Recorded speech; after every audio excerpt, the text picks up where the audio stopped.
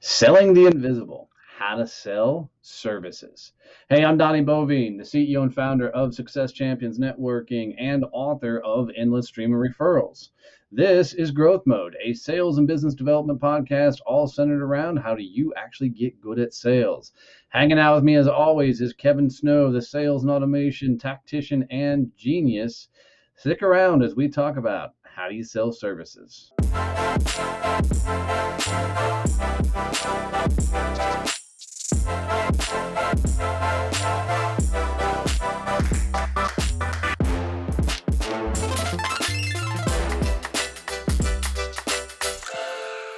Man, selling services. Actually, that's all I've ever sold. I've never actually sold a product, if you will. So, I mean, I sold HVAC, I sold commercial printing, sold franchises, I sold sales training, so everything I did was more of a service where I know you've actually sold some products along the way, but you've primarily been in service games. I've primarily been in the service world as well. I kind of had one that was more of a hybrid when I was doing the Nextel Right. wireless phone thing, but I had way more success when I was selling that when I sold it as a service than when I was just selling the product of, hey, let me sell you a phone. So I actually think selling services is way easier than selling a product. I don't know. I've always debated that over the years. With a product, at least, people tend to be looking for that product. I think with a service, people don't always know they need that service. And I'll speak specifically towards sales training. Nobody ever knocked on my door and said, "Would you train my salespeople?" That was never a thing. Commercial printing, everybody, all corporations need some sort of printing. So that became a very tough commoditized type sale. Yep. So, it was a commodity that we had to stack up against. And in that particular sale, there was no differentiator. Every one of us had the same printers, the same equipment, the same paper stock, the same inks, the same scope, the same delivery time. There was really nothing that set you apart from the competition. You had to legitimately go in and actively sell to be able to get your products and services in there. Even though I never sold a product, I kind of like the idea of the Girl Scout cookies. Want a cookie? Here, buy it. I mean, for me, that would be a pretty freaking easy sell. Um, but selling air sometimes is a little bit tougher thing to do because with a product you get to touch it, feel it, hold it. With a service, I mean, like you're selling now. Selling sales process automation, the technology behind sales. When you're selling that, people can't always, I mean, you do a great job of showing visuals and things and what you can do, but they don't always get to see what you do until they're engaged with you and go through the process. Same thing with me selling consulting services, um, the networking and everything. You're kind of selling the air of expectation and what that you will deliver, and that makes it a little bit more unique to sell. Well, and I think though that when you're selling a service, you are able to find ways to differentiate yourself more than when you're selling the product. Yes. And that's why I think it's easier because you can actually figure out, all right, so how do I approach this client? Well, what am I going to sell them that I didn't sell the last person? Because I can, you're looking for that solution. It's much more of a solution-based sales process, which is what I liked, because you got to go in and figure stuff out. It's like, all right, so here's the issue. How do we fix it? How do we apply our capabilities to the problem to make them have a better outcome? Whereas the product is like, all right, this one has a Ford Mustang and this dealership has a Ford Mustang. Same car, and it's literally, I think that's harder to sell because now you get down to price as being the focus. Yeah, and anytime you get to a point where you are at price, you're going to lose because competing on price is a surefire way. It's just a race to the bottom. So I had to learn the hard way in commercial printing because often the way to get into commercial printing clients was you take a couple of lost leaders early on, which means you basically give away some business in hopes that you're going to earn more business because you get in bed with them and you start doing business together. So you can't go in and lead with price. I mean, I've had some of the biggest deals we ever did, like Mary Kay Corporate. When we closed that deal, um, we went in and we lost our shirts on the original price we started doing things for. But the back end of how much business we ended up doing with them, the upwards of $50,000 we lost early on was nothing compared to the $2 million worth of business we were doing a year with them, later as Yep. we got into there. So I think what people need to wrap their heads around when it comes to selling a service is one, there is a huge trust factor at play. When you sit across from somebody, they actually got to trust that you're the guy, you're the gal that can deliver the product and service. And the only way to truly find and establish trust with somebody, especially on an initial sales call or subsequent sales calls, is you got to connect with that motherfucker and talk to them how they want to be talked to.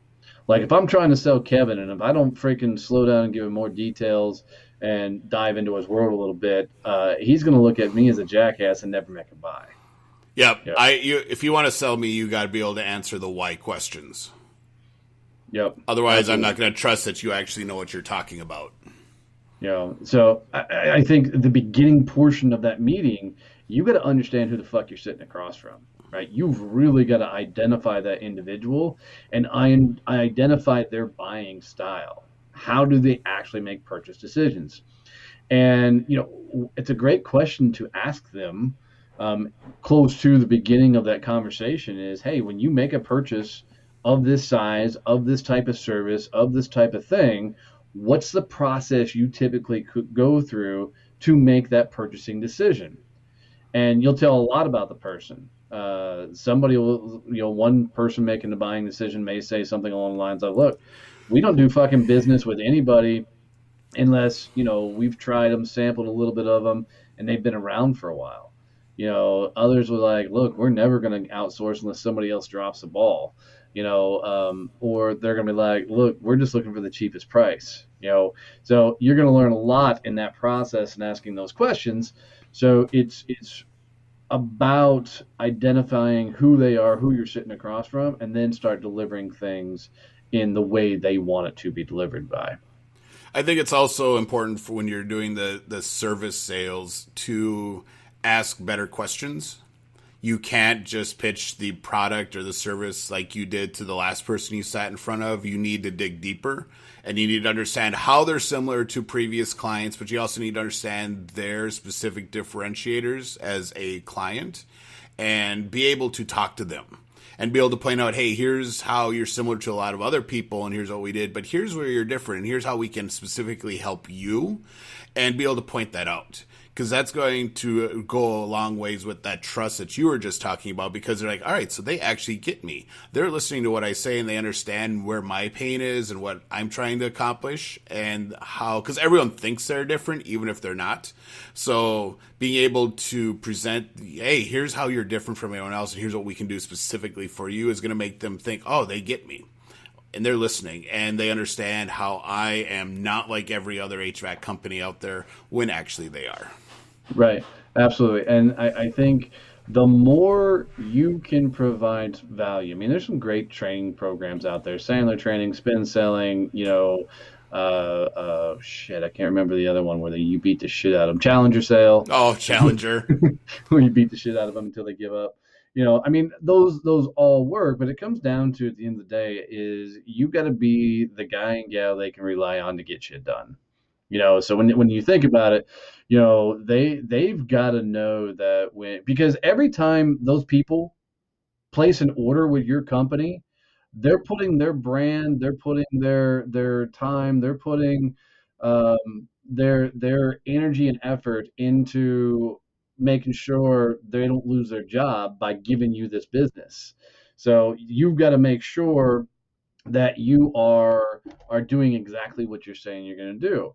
And early on in that relationship, you need to get consistent in showing the fuck up. So set meetings, come back and visit them, be around on a regular basis. Because I know selling commercial printing, oftentimes I got freaking new clients because I was the dude that just kept showing the fuck up.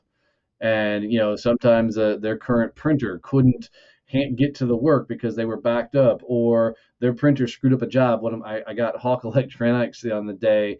I just happened to walk into Hawk Electronics on a day that their printer completely blew up a fucking job, and the guy who did all their print buying, the receptionist called him and said, "Hey, I've got a guy who works for a printing company here. What can I talk to you?" And the guy, I could hear the guy, and he goes, "Printing? Send his ass back." So I walk back there. The guy goes, "You do printing?" I'm like, "Yes." He goes, "Can you do this?" I go, "Yes." He goes, "Get it done." I'm like, "Would you like a quote?"